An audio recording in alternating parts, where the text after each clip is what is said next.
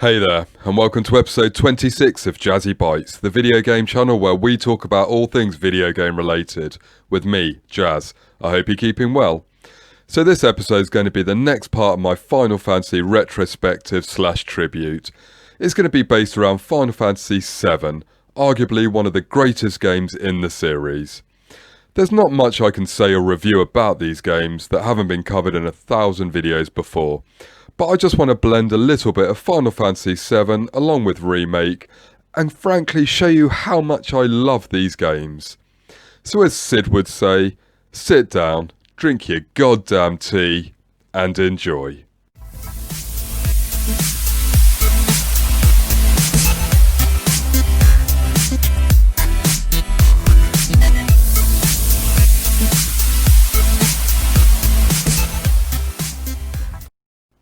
The game had originally been in development since 1994 and was intended to be released on the Super Nintendo.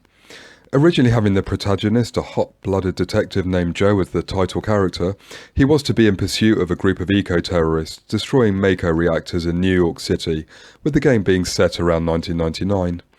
You'll know how elements of this made it into the final cut. There was actually a tech demo running on the N64, which, whilst based on Final Fantasy VI, certainly shows what could have been. Final Fantasy VII was eventually released in 1997 after a failed alliance between two companies, Squaresoft and Nintendo. This led it to being the first mainline title not released on a Nintendo system. Instead, it was released on the PlayStation, taking advantage of CD-based technology and not being restricted to the confines of a cartridge, therefore utilising full motion video, rendered backgrounds and 3D polygons for the models. Although the original setting was dropped, this is still a huge departure for the franchise in terms of not being a swords and sorcery type tale. Instead, it almost takes the steampunk elements of 6 and makes this the backdrop for another Final Fantasy that takes a personal journey and intertwines it with the fate of the universe. Rumours circulated of a remake for pretty much as long as I can remember. There were years of rumours fueled by leaks and a tech demo on the PlayStation 3. Remake was then officially announced in 2015, and then began the torturous drip feeding of information, lack of information, the occasional screenshot, and teaser trailers which served to salivate. Final Fantasy VII retains the classic basic elements of the previous games, and JRPGs in general. You traverse a world map, areas that you move through, you interact with characters and solve the odd puzzle, whilst collecting an impossible amount of items that aren't kept in any kind of an obvious bag, and of course there's a battle screen. Remake serves to blend the elements for a more seamless experience. Apologies if you pick up any spoilers from here on in, but to be fair, the game was released over 20 years ago, so you've probably got no excuse not to have played it yet. The main character was no longer called Joe and became Cloud instead, a former member of Soldier. He's a mercenary now and joins with Avalanche, an eco group that are looking to bring about the downfall of the Shinra Electric Company. Shinra are draining the planet's life force, known as the Lifestream, by using giant Mako reactors. It's Avalanche's firm belief that the Earth, or Gaia, is being hurt in this way and will eventually be destroyed for little more than profit.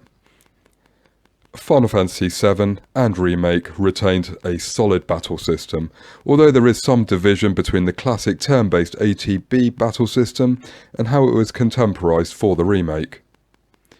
Summons make an epic return to both games, and it was fantastic to see how we'd have both the 3D versions and how they were looking in 7, and compare them to how they were introduced into Remake. As always, Final Fantasy VII has an amazing roster of unforgettable characters, including Tifa Lockhart, Cloud's childhood friend, Aerith, the mysterious flower girl who gets embroiled in the adventures after helping Cloud, Barrett, the leader of Avalanche, and many more who I can't wait to see in the upcoming episodes of Remake, including Vincent Valentine, Sid Highwind, and Yuffie. I have a lot of love for this game. For both games. They hold nostalgia value for the original and an exciting new way to experience the game with the remake. Final Fantasy VII spawned a wide array of media surrounding the franchise, and there have been some interesting nuggets along the way. This is by no means a comprehensive list, but just a few bits that have caught my eye and helped to expand the backstory, characters, or simply give you an extra slice of Final Fantasy goodness. These, for the most, fall under the compilation of Final Fantasy banner. Before Crisis, Final Fantasy was a mobile game that served as a prequel, with the excellent Advent Children acting as a sequel. Dirge of Cerberus was a Devil May Cry clone, focusing on Vincent Valentine. And of course, Crisis Core in the PSP follows the adventures of one Zack Fair, a charismatic individual whose destiny is intertwined with Cloud's. Oh, and there was also Last Order Final Fantasy, a lovely little animation that follows the destruction of Nibelheim. Final Fantasy VII is a fantastic game by all accounts, and it is the single game that is solely responsible for getting me into the JRPG genre. There is an unforgettable storyline to be experienced, awesome characters, great minigames, and hundreds of hours of gameplay.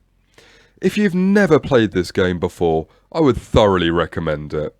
And if you played it to death, hopefully I've inspired you to pick it up and start playing it all over again. Guys, take care of each other. I hope you stay safe during this lockdown. Hit like and subscribe.